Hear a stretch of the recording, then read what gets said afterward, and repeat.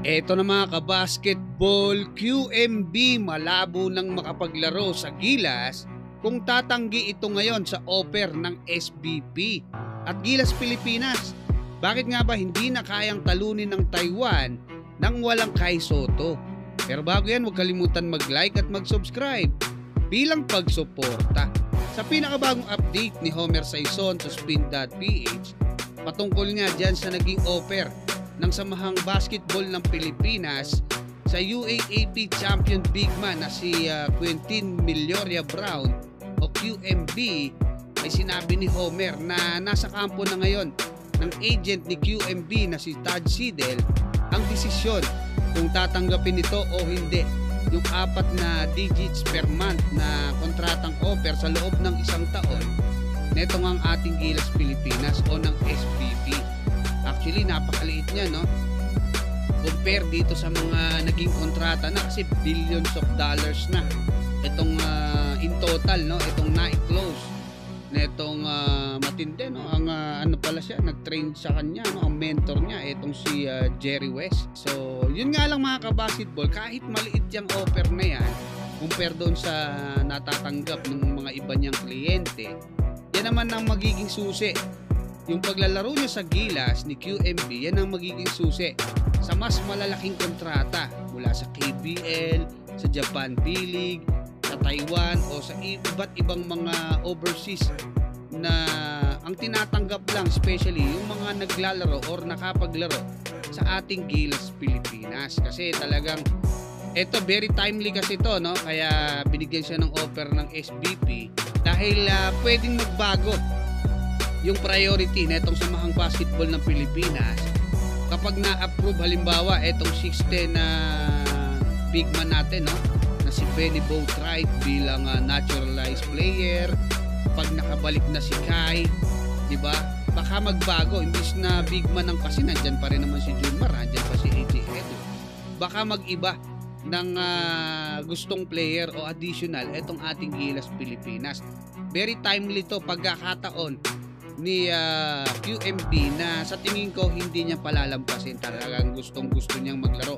So sa ibang balita naman mga kabasketball, no, speaking of Kai Sotto, nakakapanghina or ano ba pwede natin sabihin sa ating Gilas Pilipinas. Kasi dalawang sunod na po tayong tinatalo. Actually yung batang Gilas din, no, under 16. Nitong nakaraan lang tinambakan 106-82 ng Chinese Taipei. Tayo naman tinalo tayo ng Chinese Taipei noong third window, 'di ba? Tinalo tayo 91-84. Tapos dito naman sa FIBA Asia Cup, tinalo na naman tayo ng Chinese Taipei 95-87. Kahit kasi sabihin natin na wala si Kai Sotto, wala si Kai Sotto, bakit? Hindi naman yan Australia, hindi naman yan New Zealand eh. Pwede mo pang tanggapin na match tayo pag walang Kai Sotto. Hindi. Chinese Taipei yan mga kabasketball eh. Nung nakaraan nga, no? Nung although tinan mo, grabe naman yung diferensya. Nung naglaro si Kai, nung February 2024, first window yon ng FIBA Asia Cup qualifiers, tinambakan natin, no, ng ating Gilas Pilipinas ang Taiwan ng halos kalahati. 'Di ba? Halos kalahati, talagang kalahati nung kanilang puntos mga kabasketball. 'Di ba? Kung saan nakapagtala pa nga si Kai ng 18 points, 10 rebounds, 5 assists, 'di ba?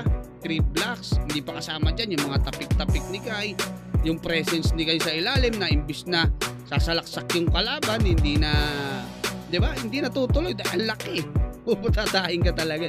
So, very lucky itong ating Gilas Pilipinas. Yun nga lang, nakakabahala. Ang malapit na katotohanan kasi dyan, ito kasing PBA, no, hindi na makasabay dito nga sa mga liga dyan sa Taiwan na nga Chinese Taipei, no.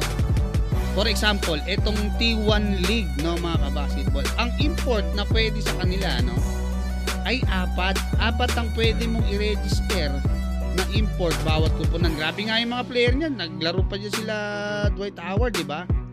O shipin mo yon, 4 na player, 4 na import.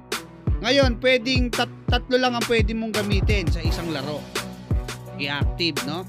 So ngayon, Doon sa tatlo na yon, dalawa lang ang pwedeng magkasabay. Pero grabe yon. Parang style Japan bilig na rin agad yon. Diba? Sa Korea kasi KBL, dalawa yung import nila, isa lang, hindi pwedeng magkasabay yung dalawang international. Kayo mga kabasketball, anong masasabi nyo? Maraming salamat at God bless you.